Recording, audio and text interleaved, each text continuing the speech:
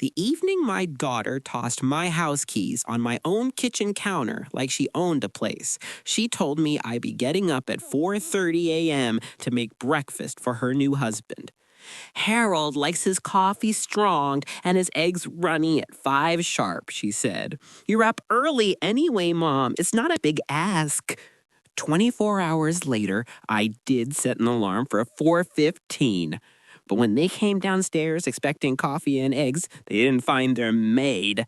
They found my lawyer, 2 packed suitcases by the front door, and a stack of papers that made it very clear whose name was on the deed.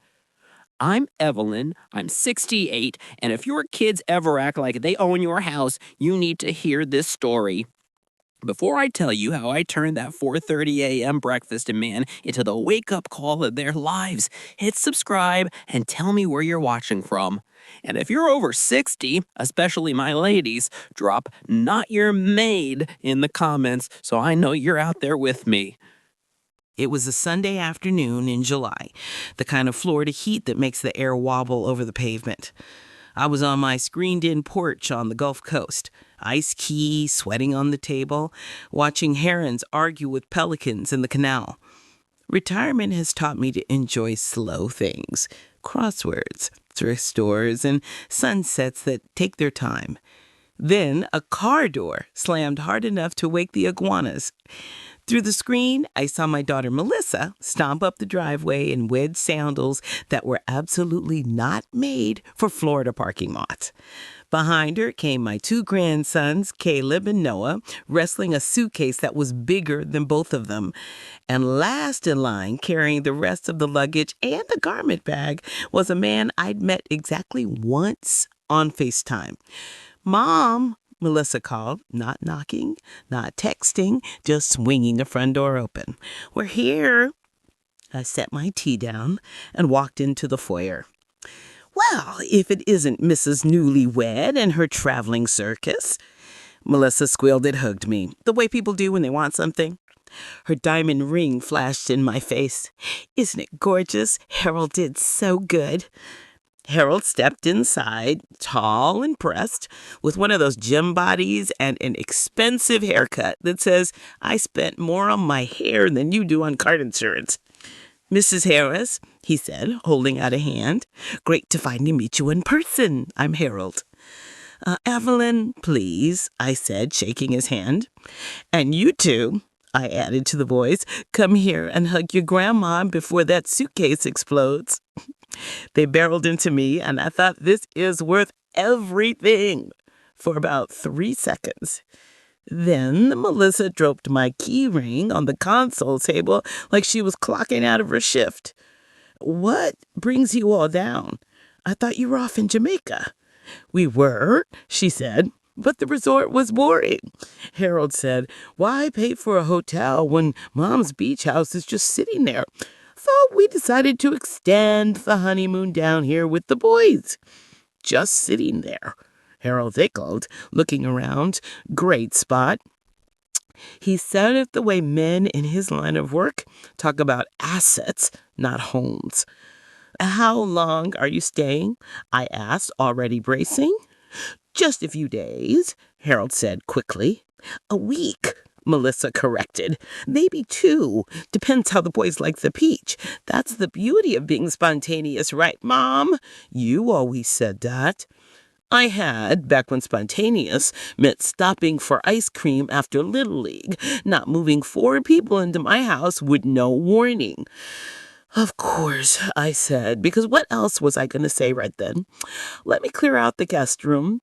Caleb, Noah, you can help me evict the Christmas decorations."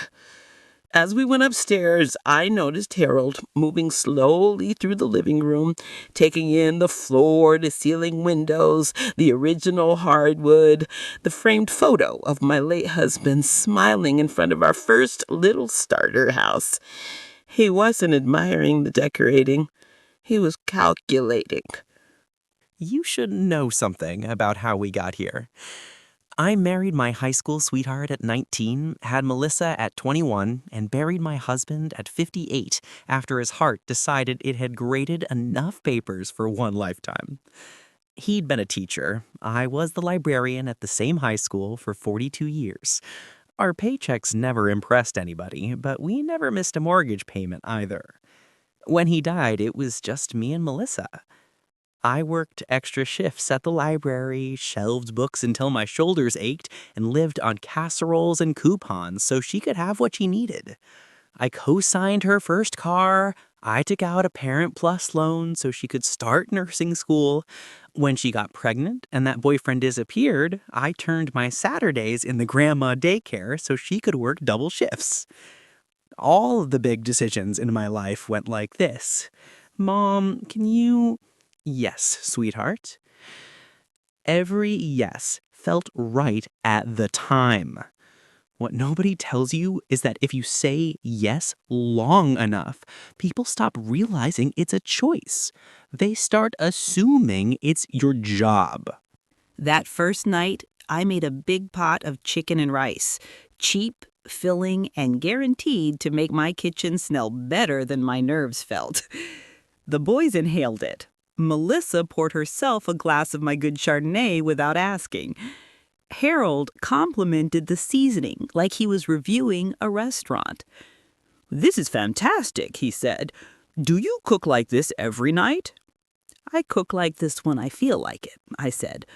"Otherwise, it's scrambled eggs and whatever fruit still looks alive." He laughed and glanced around the open living room again. "This place is really something," he said. "Open plan, water access, newer roof. You've got serious equity sitting here." "I always just called it home," I replied. After the boys went outside to catch lizards, Melissa settled on the couch like she owned it. "Mom, Harold and I wanted to talk to you about something," she said. "Here we go." "What's that?" I asked.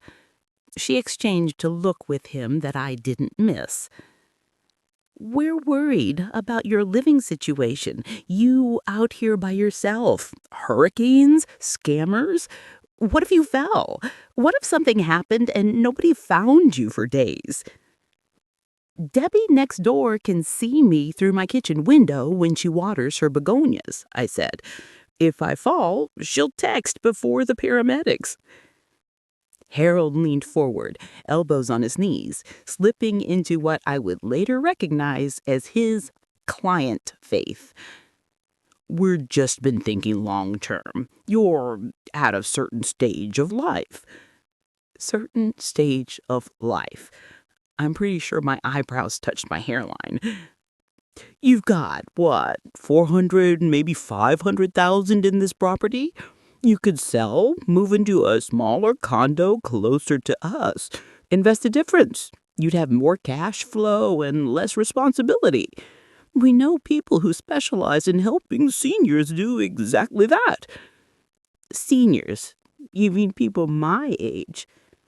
He smiled, like I proved his point. "Mom, we're trying to help you think ahead."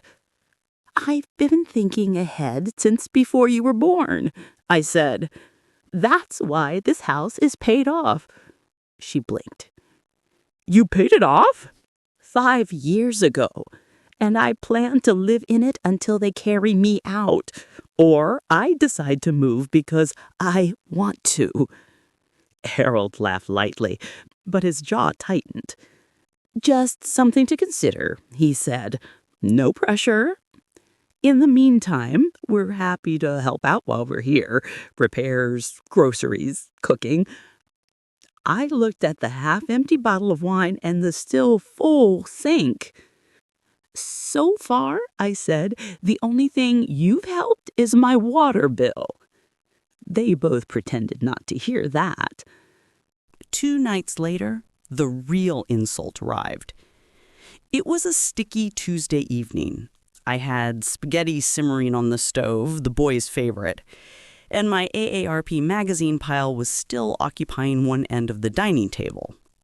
The boys were arguing about who'd caught the bigger fish that day when Melissa clinked her fork against her glass. "Okay, ground rules," she said. "We need to talk about mornings." "Here we go," I murmured. Harold has standing calls with his New York clients, time zones and all that. He really needs a proper breakfast to focus. Harold looked up from his phone, clearly having rehearsed this. I'm an early riser. I like to get my workout in, then coffee and protein by 5 so I'm sharp for the East Coast. It's kind of non-negotiable. That sounds like your problem to solve, I said, stirring the sauce. Melissa laughed like I'd said something adorable. Mom, you're up early anyway. You're always texting me sunrise pictures at like 5:30. You love to cook. It would mean a lot if you could have coffee and breakfast ready by 5. I turned from the stove. Ready for who? I asked. For Harold, she said, and the boys if they're up. I'll help when I can, but I'm on vacation too, you know. Silence fell on the table. Even Caleb stopped chewing. No, I said. The word came out calm and flat. Melissa blinked. What do you mean, no? She asked, like she'd never heard it from me before. I mean, I'm not getting up at 4:30 a.m. to cook for a grown man who knows where the coffee filters are. I'm retired, not on call. Harold chuckled, but his eyes had gone colder. Come on, Evelyn. We're family. We're talking about basic hospitality.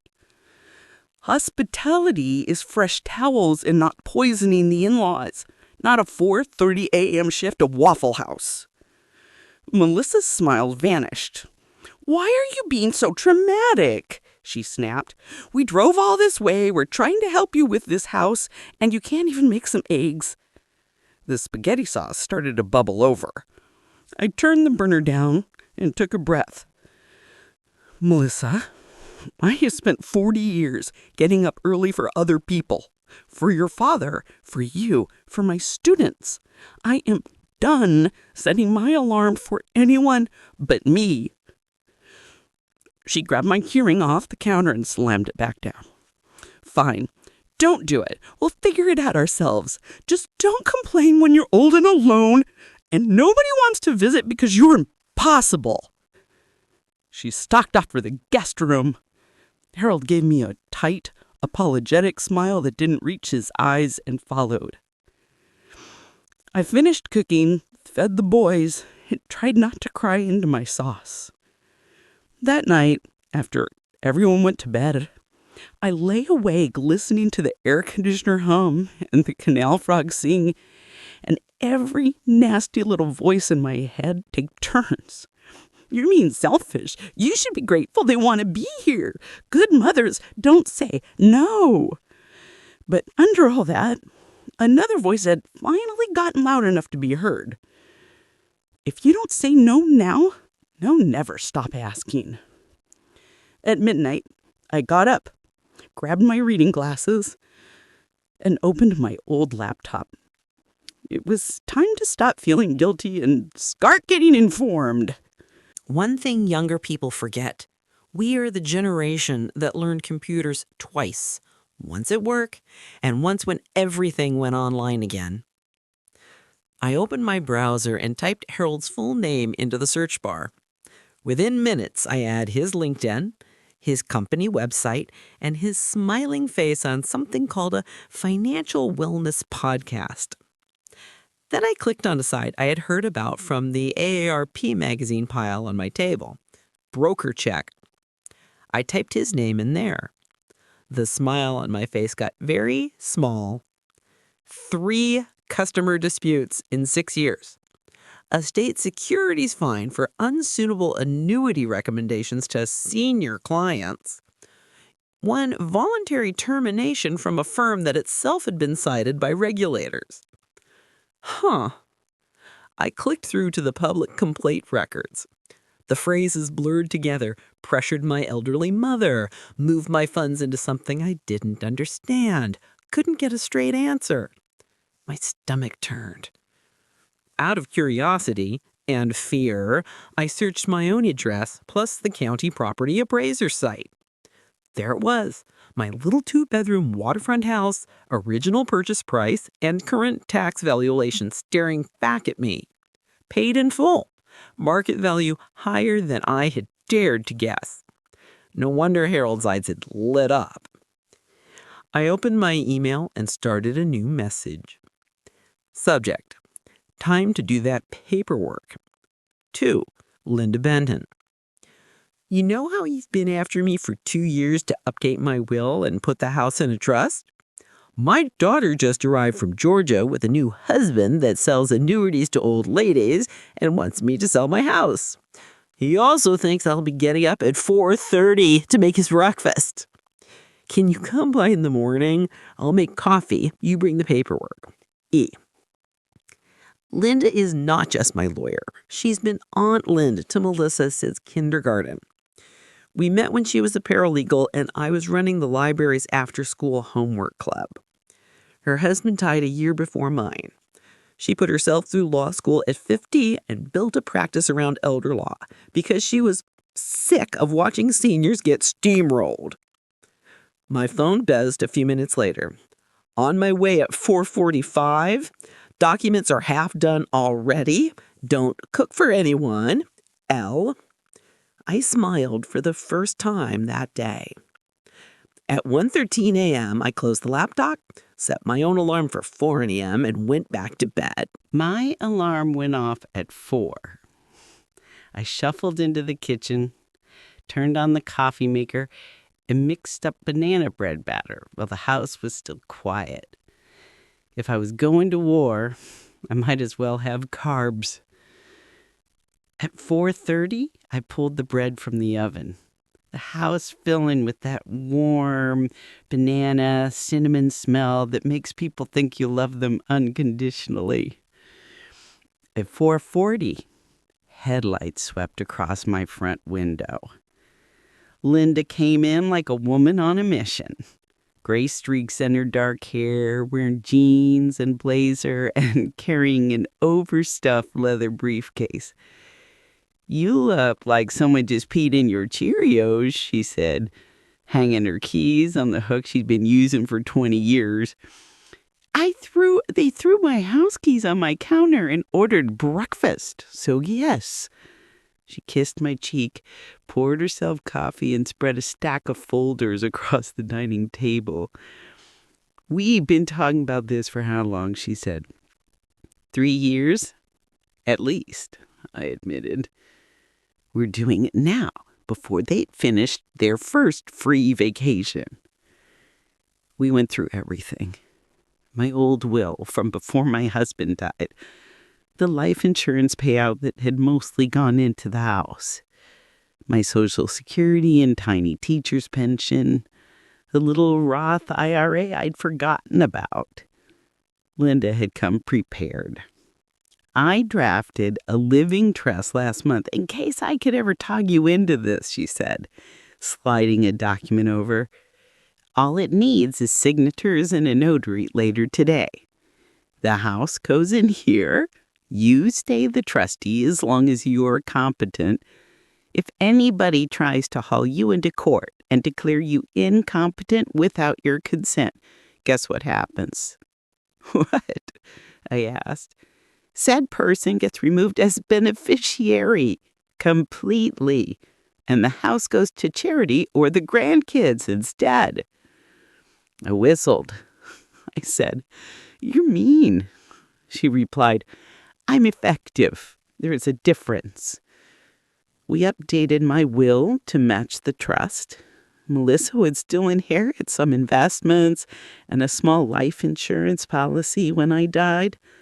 But this house, that would not be a shiny piñata for anybody's financial bat. And Harold? I asked. Harold gets exactly nothing, unless you want to leave him your old blender. I thought about it. No, I said. I like my blender. She grinned and pulled out another packet.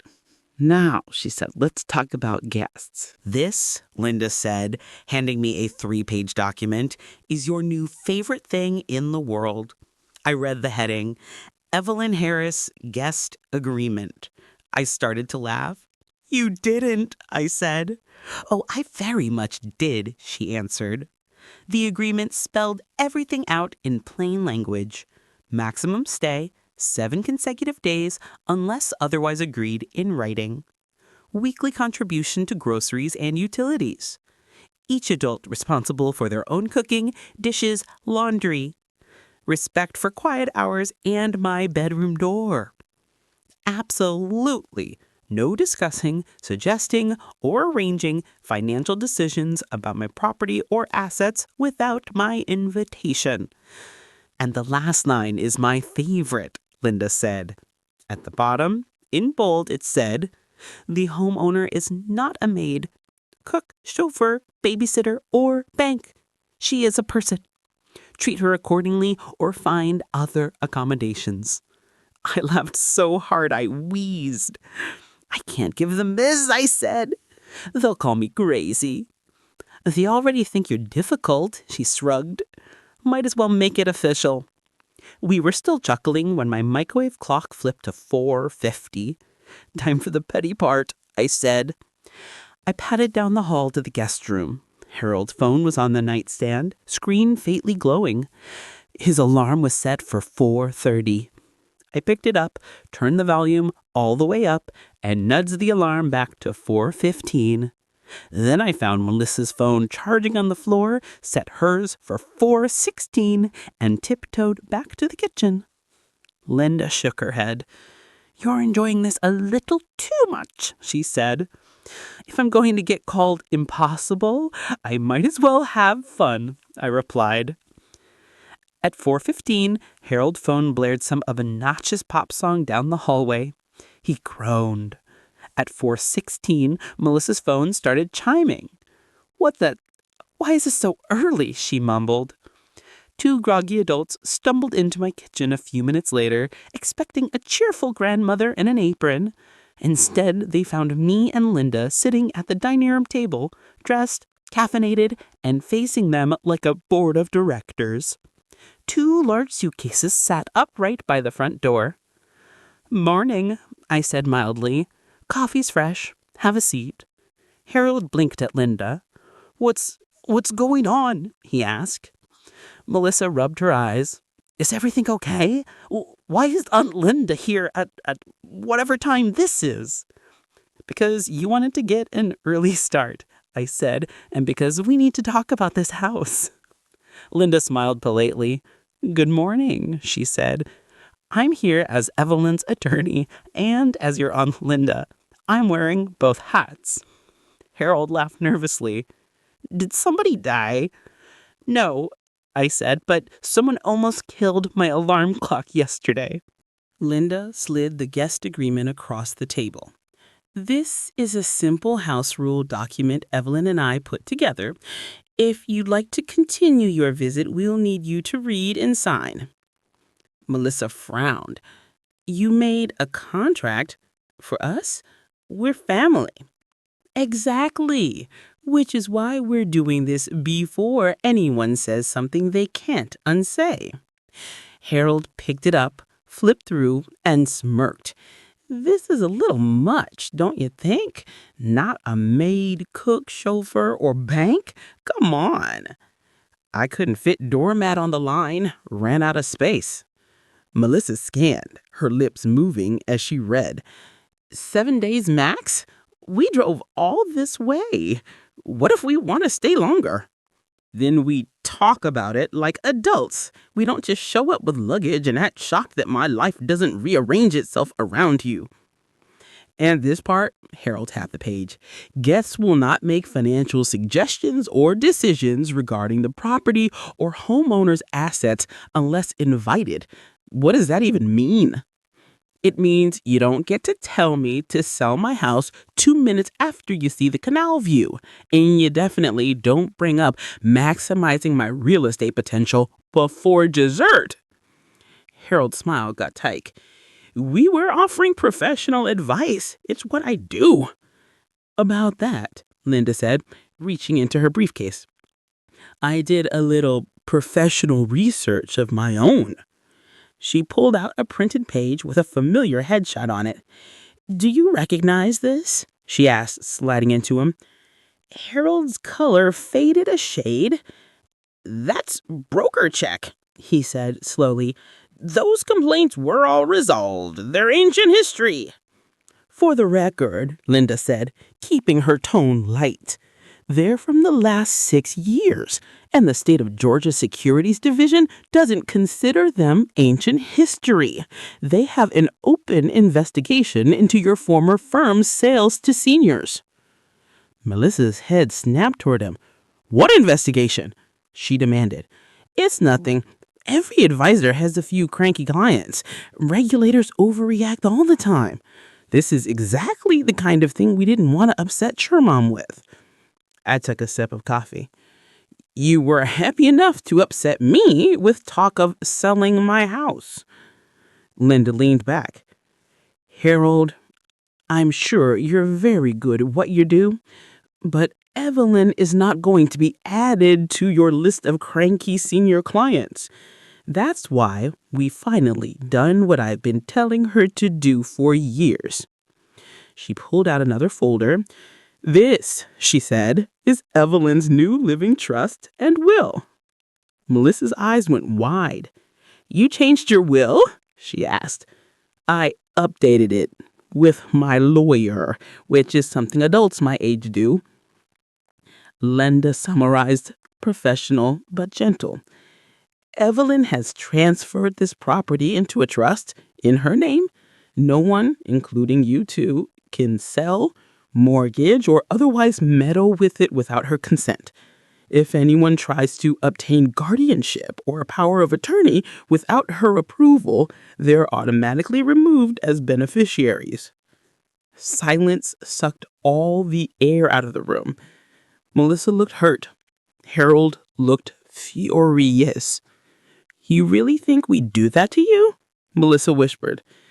I think, I said carefully, you married a man who makes his living convincing older people to sign things they don't fully understand. And I think desperation makes people justify a lot of things they never thought they'd do. Harold stood up, hands flat on the table. This is insulting. I came here offering to help you.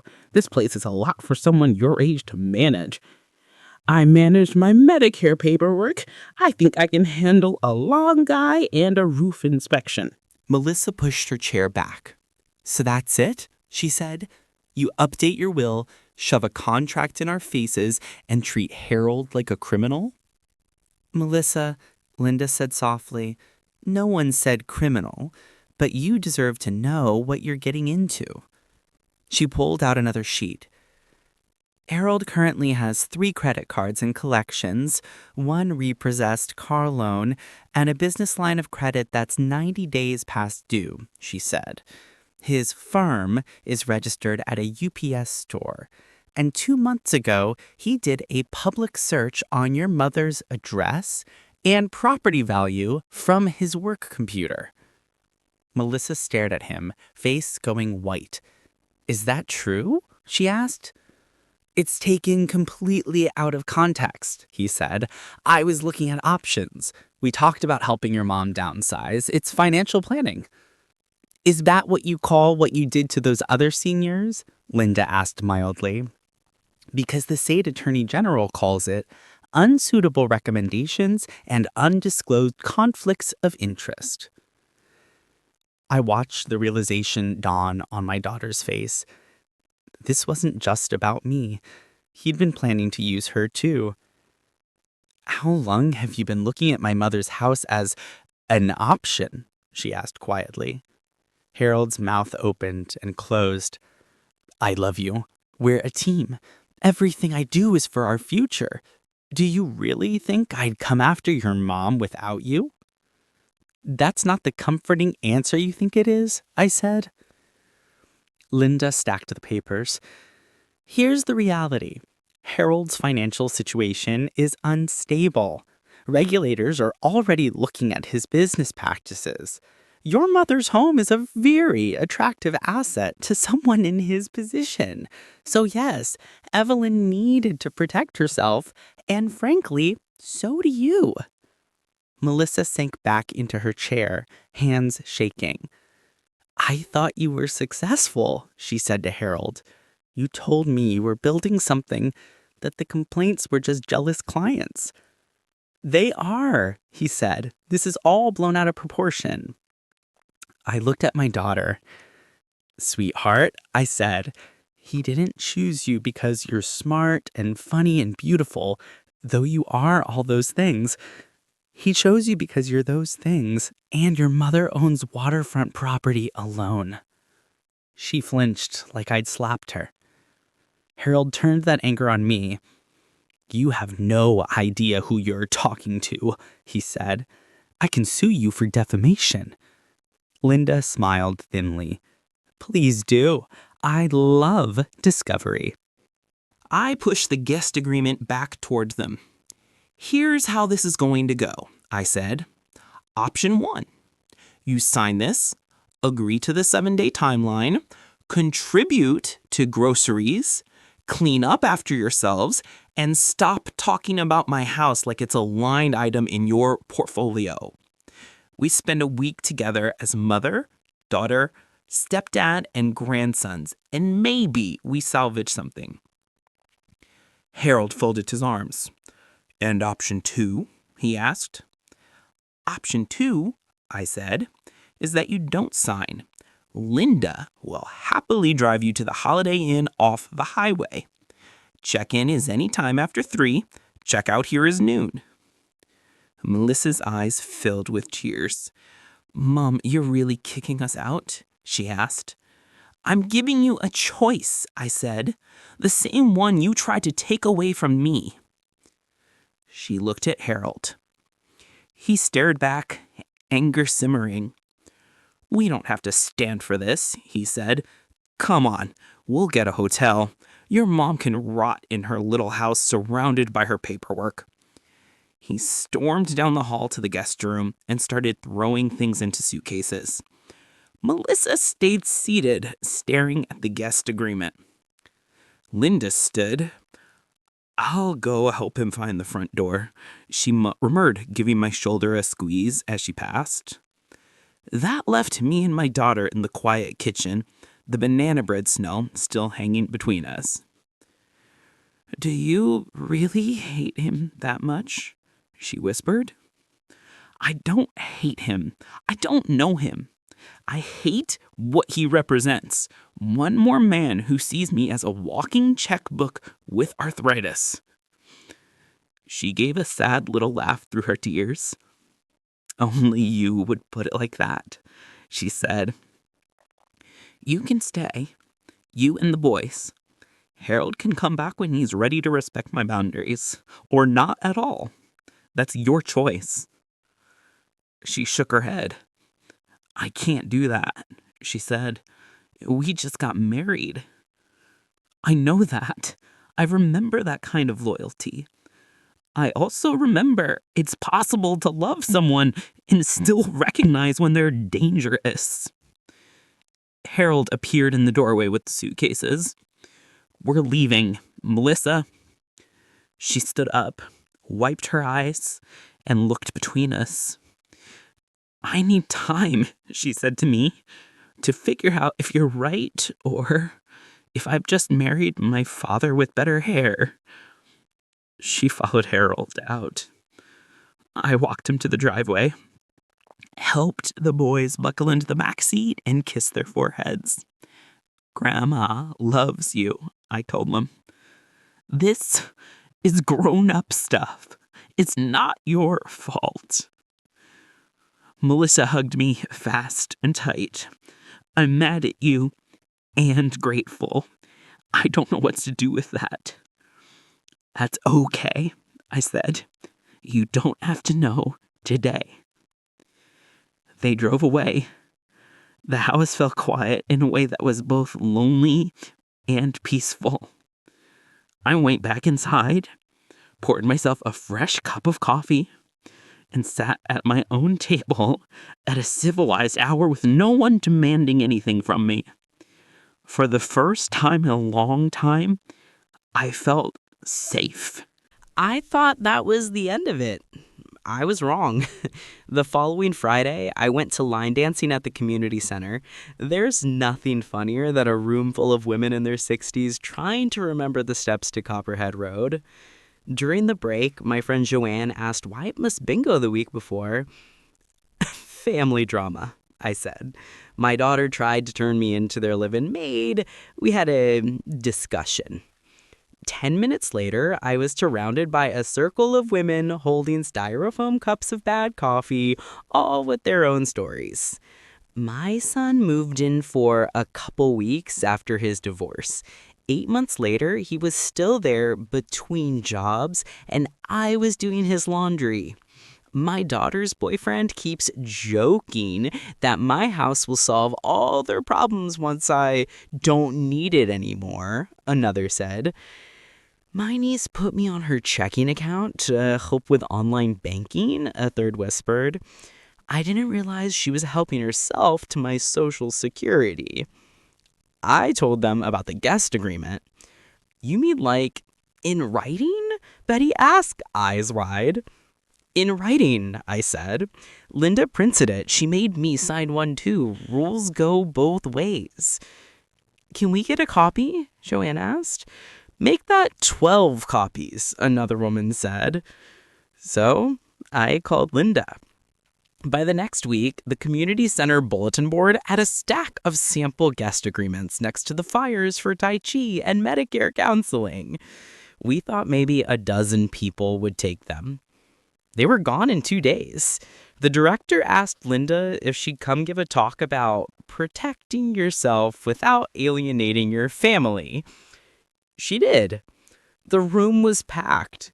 Women told stories about adult children who used their homes as storage units, about grandchildren whose parents forgot to come back and pick them up, about relatives who just needed a place to stay while they looked for work, but never filled out a job application. None of them called it exploitation. They called it family. Linda called it what it was: boundaries and respect.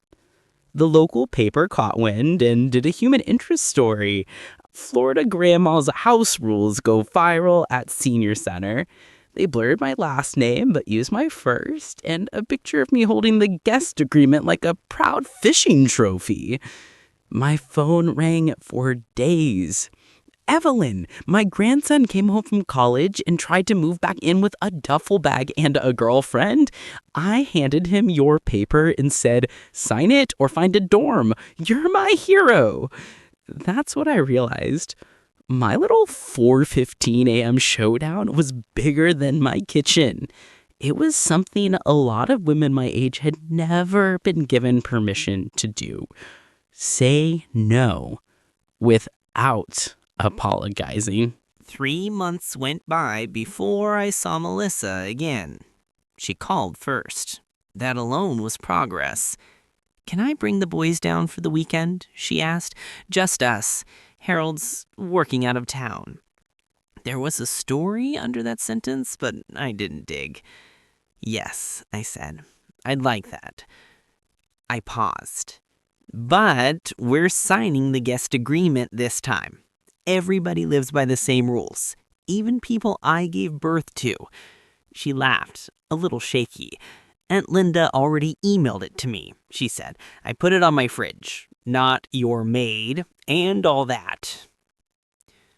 They arrived on Friday afternoon. The boys ran straight to the dock with their rods, like nothing had ever happened. Melissa stood in the kitchen looking at the agreement magneted to my freezer. She reached into her purse and pulled out another packet of paper. What's that? I asked. My version. For me and Harold. She handed it to me. It was a marital money agreement. One she'd drafted with a legal aid clinic after talking to Linda. Rules about separate accounts, spending limits, no signing contracts or putting property up as collateral without both signatures, a clause that said if either spouse hit debts, the other wasn't responsible. I realized I've never had boundaries with anybody. Not men, not bosses, not even you. I thought love meant saying yes to everything. So I'm learning to say no. I felt my throat tighten. "I'm proud of you," I said. She laughed through a tear. "You're the one who taught me," she said. "I just didn't like the lesson at first." We spent the weekend cooking together when we felt like it and letting the voice drag us into the ocean. She helped me sort old boxes in the garage. I helped her look at her budget. Not as a bank, as a mother. On Sunday, as she loaded the boys into the car, she turned back. "I told Harold he wasn't welcome here until he sits down with you and Aunt Linda and apologizes, without talking over either of you." "And how did that go?" I asked. "He's staying with a friend," she said. "We'll see if he decides he likes me more than he likes my mother's equity." "You deserve a man who likes you more than he likes anybody's equity, even his own." She smiled. "I'm starting to believe that," she said. The guest agreement kept spreading. Linda started doing monthly workshops at the library. Your house, your rules. Understanding power of attorney. How to say no without starting World War III. Attendance doubled every month. Our local AARP chapter invited us to speak at their luncheon. We walked in to find 200 people, mostly women, waiting with notebooks. I told my story from the house keys on the counter to the 4:15 wake-up call. When I finished, there was a line out the door of people who wanted to talk. One woman in her 70s told me, "My son has been temporarily living in my basement for 4 years. After I saw your story on the paper, I gave him 30 days notice and a list of apartments. I thought he'd hate me. He actually thanked me 2 months later, said it was the push he needed." Another said, "My daughter keeps borrowing my car and running my gas tank down to empty. I made her sign a little mini agreement, fill it up, or hand me the keys. You would have thought I asked for a kidney, but she's doing it." Linda and I ended up on a local TV segment, Grandma House Rules, Seniors Taking Back Their Space. The host asked me if I was worried about backlash. "Backlash from who?" I said. "The people using our homes like hotels and us like unpaid staff?" The clip went mildly viral in the over 60 Facebook world. I started getting messages from women in Ohio, Arizona, New York. "Because of you, I finally told my son he can't show up with laundry every Sunday. I stopped feeling guilty for asking my daughter to give me notice before dropping the kids off. I printed your line, 'I am not your maid,' and taped it to the fridge." Every story reminded me we're not alone. We've just been quiet. It's been a year since that morning when my daughter expected eggs at 5 and got a lawyer instead. My house is still my house. My coffee is still made on my schedule. My guest room has seen plenty of visitors, but all of them know the rules. Melissa and I are still work in progress. Some days we fall back into old patterns. Some days she catches herself saying, "Mom, can you just..." and then stops and rephrases. Those are my favorite days. Harold, let's just say the state of Georgia's investigation didn't go his way. He's not allowed to sell financial products anymore. Last I heard to the grapevine, he was selling cars. I wish his customers well. Sometimes when the house is quiet and the canal is smooth as glass, I think about how close I came to sliding into that role so many women my age end up in without noticing. Always available, always cooking, always last. If you're watching this and you're over 60, especially my American ladies who raised kids through the 70s and 80s and are now being told you're lucky if they visit, I want you to hear me. You are allowed to have rules in your own home.